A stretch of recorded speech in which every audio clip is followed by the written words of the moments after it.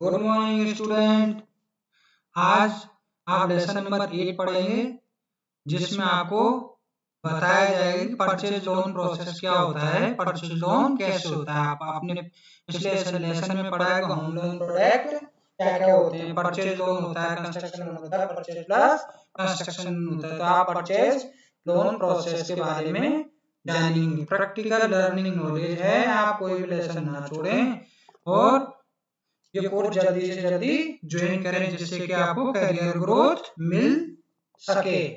तो चलते हैं अपन परचेज लोन। परचेज लोन क्या होता है? परचेज होम लोन वह लोन है जो किसी नए या पुराने घर या फ्लैट या मकान को खरीदने के लिए लिया जाता है। कोई बना बनाया मकान है, बना बनाया फ्लैट है, उसको खरीदने के लिए आपको परचेज लोन दिया जाता है।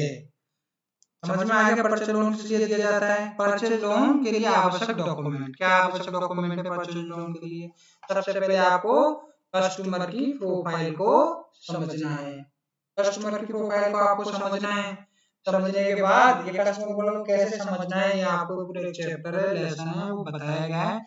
आप वो देखें तो आपको समझ में आएगा आपको कस्टमर की प्रोफाइल कैसे समझनी है, और उसमें क्या क्या डॉक्यूमेंट लेना है, नहीं लेना है, कैसे बात करनी है, अलग से चैप्टर है। चैप्टर नंबर 3 है या शायद 4 है, वो आप देख सकते हो, वो आपकी स्क्रीन पे है, आप चेक करोगे तो आपको मिल जाएगा।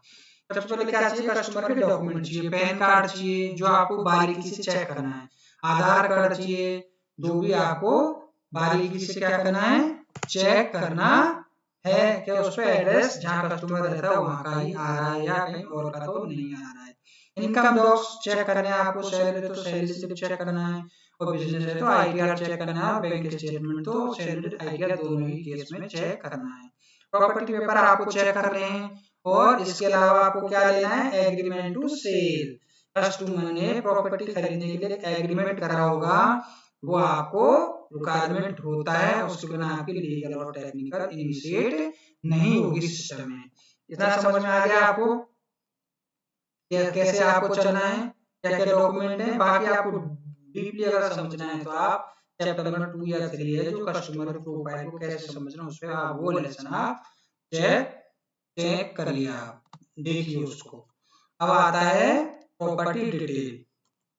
ओके, कस्टमर प्रोफाइल समझ ली, कस्टमर के डॉक्यूमेंट आपने चेक कर लिया, आपको क्या करना है? प्रॉपर्टी की डिटेल है, उसको आपको समझना है। क्या समझना है? प्रॉपर्टी टाइप क्या है, फ्लैट है या हाउस है या प्लॉट है, क्या है वो समझना है। लेकिन इसमें फ्लैट होगा या बना बनाया मकान होगा, प्लॉट तो होगा ही नहीं। परचेज लोन अपन समझ रहे हैं। प्रॉपर्टी की लोकेशन आपको चेक करनी है, एड्रेस चेक करना है, बिल्डर का बनाया बनाया न्यू मकान है, सेलर का नाम वगैरह, सेलर का पैन कार्ड, आधार कार्ड वगैरह, ये आपको चेक करना है और कस्टमर से कलेक्ट करना है। प्रॉपर्टी की स्टेज क्या है? अंडर कंस्ट्रक्शन है, रेडी टू मूव है या रीसेल है। अंडर कंस्ट्रक्शन तो आएगी नहीं, प्रॉपर्टी की परचेज कैसे? रेडी टू मूव आएगी या फिर रीसेल का कोई मकान है वो आएगा। प्रॉपर्टी कॉस्ट क्या है? प्रॉपर्टी कितने में परचेज कर रहा है? 70 लाख में खरीद रहा है, लेकिन एग्रीमेंट वैल्यू क्या है? क्या कारपेट एरिया है, बिल्डअप एरिया कितना है, फ्लैट के केस में आपको ये समझना है। प्रॉपर्टी एज आपको समझनी है। अगर रीसेल केस है, अगर प्रॉपर्टी का स्ट्रक्चर कैसा है, रहने लायक है या नहीं है, ये आपको चेक करना है। प्रॉपर्टी अप्रूवल लीगल स्टेटस आपको देखना है। अगर कोई फ्लैट है, हाई राइज बिल्डिंग है, तो रेरा अप्रूव है या नहीं है, या जेडीए के लोकल जो भी अथॉरिटी है उससे उसने अप्रूवल ले रखा है या नहीं ले रखा है, प्रोजेक्ट को अप्रूव करा रखा है या नहीं करा रखा है, ये आपको क्या करना है? चेक करना है। Property document, title, sale deed, sale agreement वगैरह, ये सब आपको चेक करना है। और वैल्यूएशन रिपोर्ट बैंक देता है आपको, लेकिन पहले से बैंक क्या वैल्यूअर देता है, लेकिन आपको सब सारी चीजें पहले से एनालिसिस करनी है। प्रॉपर्टी कितने में खरीदना है ये चेक करना है, और प्रॉपर्टी को आइडेंटिफाई आपको करना है। आपको ऐसा करने से क्या मिलेगा, क्या होगा? इतनी सारी चीजें आपको समझाई जा रही है, आप सोचे नहीं ये तो ऐसे ऐसे नहीं है, ये सारी चीजें समझने के लिए आपका टेक्निकल क्लियर होगा। इससे आपको पता लगेगा कि आप प्रॉपर्टी पे कितना लोन दे सकते हो। एलटीवी क्या होती है? अगर 0 से 30 लाख तक का लोन है तो 90% एलटीवी है, 30 लाख से 75 लाख का लोन दे रहे हैं तो 80% एलटीवी पे होता है। 75 लाख से ऊपर और नो लिमिट 75% एलटीवी देते हैं। अब आप समझो प्रैक्टिकल वर्किंग है, सपोज करो कस्टमर ने बोला प्रॉपर्टी 80 लाख में खरीद रहा है, तो 80 आएगी, 75-80 के आसपास वैल्यूएशन आएगी। उस वैल्यूएशन का आप कितना परसेंट लोन कर सकते हो? 80% लोन कर सकते हो आप। 80% लोन से कितना कर सकते हो? 64 लाख रुपए आप लोन कर सकते हो। ये आपको लॉगिन से पहले ही समझना है, लॉगिन करने के बाद नहीं समझना है ये सब। ये आप कस्टमर से मिल रहे हो, कस्टमर एक मकान खरीद रहा है, आप उसके सामने बैठे हो और एक डिस्कशन चल रहा है और आपने प्रॉपर्टी डिटेल सारी चेक कर ली, सब कुछ चेक कर लिया और कस्टमर ने वैल्यू बता दी, उसके हिसाब से आपका कितने का लोन बन रहा है? 64 लाख का लोन बन रहा है। बैंक देगा वैल्यूएशन, बैंक देगा वैल्यू देगा, उससे पहले अपने को चेक करना है प्रॉपर्टी आइडेंटिफाई हो रही है, वैल्यूएशन कितनी है। ये प्रैक्टिकल ट्रेनिंग है, थ्योरी आपको कुछ नहीं पढ़ाई जाएगी। आपने चेक कर लिया, वैल्यूएशन चेक कर ली, कस्टमर प्रोफाइल चेक कर ली, आपने डॉक्यूमेंट भी सब चेक कर लिए। अब चलते हैं अपन नेक्स्ट पॉइंट पर। अब आपको क्या चेक करना है? लीगल डिटेल चेक करनी है। तो आपको क्या करना है? लीगल डिटेल आपको चेक करना है। टाइटल चेक्स क्लियर है या नहीं, ओनरशिप क्लियर हो रही है या नहीं हो रही है, आपको चेन चेक करनी है। Clear chain of document provide ownership record, सारे रिकॉर्ड होने चाहिए उसके अंदर। Sale deed, title deed, verification वगैरह, उसके पार्टिकुलर जो सेल डीड के पीछे होते हैं पार्टिकुलर्स वगैरह सब होने चाहिए।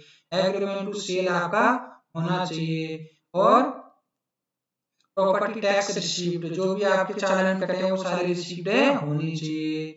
अप्रूव बिल्डिंग प्लान होना चाहिए, अगर हाई बिल्डिंग है तो अप्रूव बिल्डिंग प्लान होना चाहिए। रेरा अप्रूव होना चाहिए, अगर हाई बिल्डिंग है 10 माले की बिल्डिंग है तो रेरा अप्रूव होनी चाहिए। एनओसी और से बिल्डर से एनओसी चाहिए या फिर सोसाइटी का मकान है तो सोसाइटी से एनओसी चाहिए। ये लोन होने के बाद चाहिए। Land use approval, registration use होना चाहिए, रजिस्ट्रेशन का यूज होना चाहिए मकान का। और लीगल सर्च रिपोर्ट, ये बैंक या एडवोकेट काटता है, ये लीगल सर्च रिपोर्ट आती है जब लीगल बनती है तो ये उसके अंदर होनी चाहिए। अब आपने समझ ली कस्टमर की प्रोफाइल, आपने समझ ली कस्टमर की प्रोफाइल, आप समझ चुके हो, कस्टमर से डॉक्यूमेंट आप ले ही चुके हो, टेक्निकल आपने प्रॉपर्टी की डिटेल सब ले ली है, उसके हिसाब से आपने लोन निकाल लिया है और आपने लीगल रिपोर्ट चेक कर ली है, सारी ओनरशिप क्लियर है। अब आप क्या करोगे? इनकम डिटेल चेक करोगे, इनकम निकालोगे। ओके, इनकम कैसे निकाल? इनकम सपोज करो 80,000 रुपए कस्टमर की और ऑलरेडी ईएमआई पे कर रहा है 10,000 रुपए, तो कस्टमर कितनी ईएमआई पे कर सकता है? 48,000 रुपए की ईएमआई पे कर सकता है 60% से, इनकम का 60%। तो नेट ईएमआई कितनी? 10,000 का ऑब्लिगेशन पहले से चल रहा है, 38,000 की ईएमआई पे कर सकता है, तो कस्टमर को कितना लोन हो सकता है? 40 लाख। इनकम के हिसाब से कस्टमर को कितना लोन हो सकता है? 40 लाख। कस्टमर 40 लाख पे एग्री है तो आपकी फाइल ओके है। ओके, ये आप सारी चीजें समझ चुके हैं, लेकिन इसमें आपको एक चीज इंपॉर्टेंट है जो आपकी रह गई है, आपको क्लियर करना पड़ेगा कस्टमर कितने की रजिस्ट्री करा रहा है। रजिस्ट्री कस्टमर कितने की करा रहा है ये आपको चेक करना है। चेक कर रहा है रजिस्ट्री कितने करा रहा है। ओके, तो पर रजिस्ट्री सपोज करो रजिस्ट्री कस्टमर करा रहा है 30 लाख की, 25